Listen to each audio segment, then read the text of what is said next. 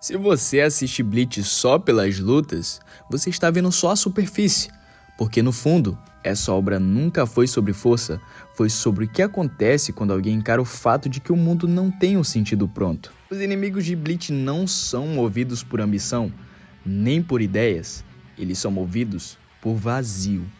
E isso muda completamente a forma de enxergar a história. Porque quando você olha para o Ichigo Kurosaki, você percebe que ele não começa como um herói clássico. Ele não tem um objetivo grandioso, nem sequer entende o que ele é. Isso vai ficando mais confuso conforme ele descobre que não é humano, e muito menos Shinigami. Ele é isso tudo ao mesmo tempo. E esse tudo não traz poder no começo.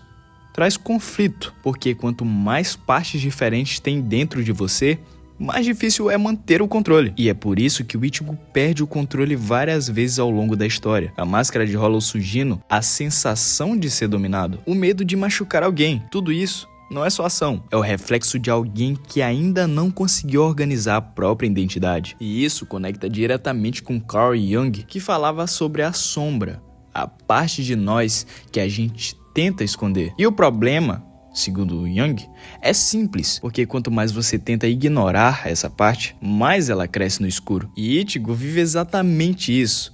Ele não é fraco porque não tem poder, ele é instável porque não se aceita.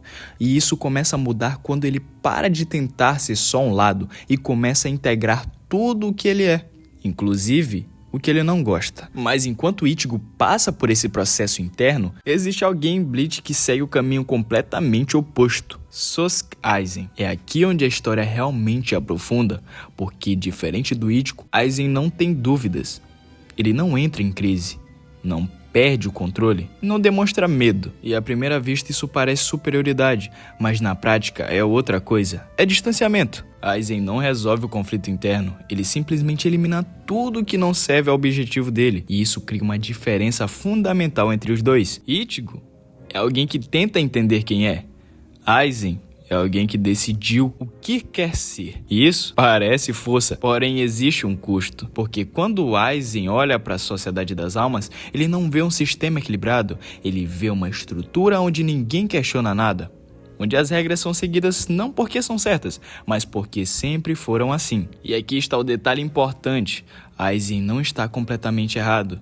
A Sociedade das Almas mostra várias vezes que pode ser injusta, rígida ou até cruel. A execução da Rukia é um exemplo claro disso. É um sistema inteiro funcionando perfeitamente para fazer algo questionável. Então o problema não é o Aizen perceber falhas. O problema é o que ele decide fazer com isso. Porque ao invés de tentar mudar o sistema, ele decide superá-lo. Ele quer se tornar algo acima de tudo. Algo que não precise obedecer, que não precise se limitar, não precise depender de ninguém. E aqui entra Nietzsche com a ideia do além do homem, alguém que cria seus próprios valores e não depende de estruturas impostas. Aizen tenta ser isso, mas ele leva essa ideia ao extremo, porque enquanto Nietzsche falava sobre criar novos valores, Aizen simplesmente abandona qualquer valor que envolva a conexão humana. E isso começa a aparecer nas transformações dele. Cada transformação não é só mais forte, é mais distante, mais fria, mais vazia. Ele vai deixando de ser alguém que interage com o mundo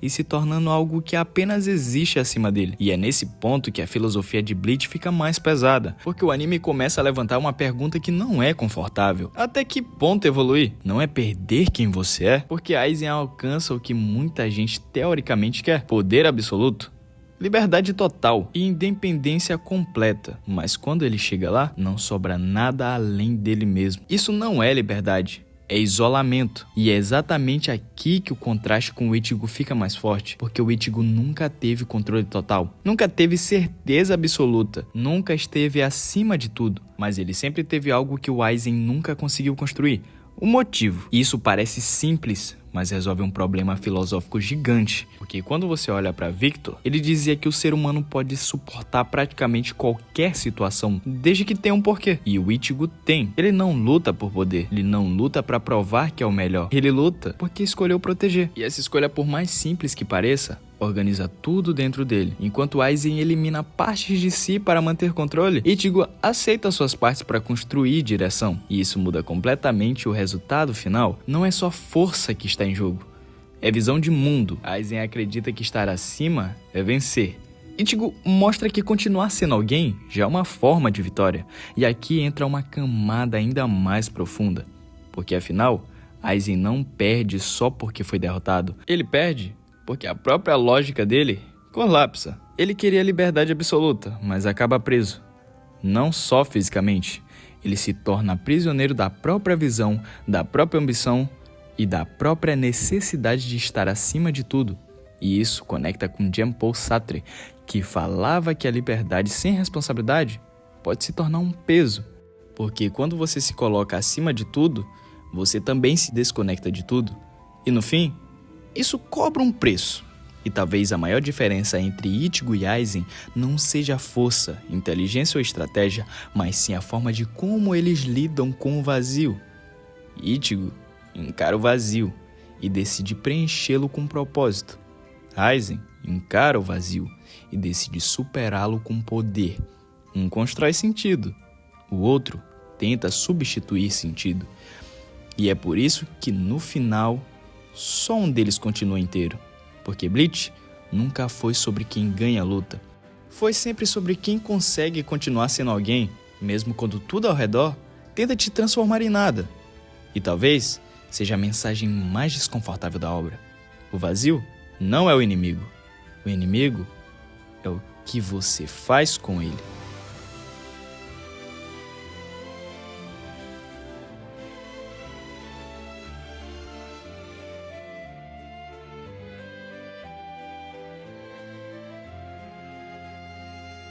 Se você gostou desse vídeo, por favor comenta, porque eu criei esse canal para tentar me encontrar na filosofia e me ajudar com estudos, ao mesmo tempo tentando distribuir o conhecimento que eu tenho. Então, se for possível, se inscreve e acompanha todos os vídeos semanais que eu vou estar postando nesse canal aqui. Valeu, muito obrigado!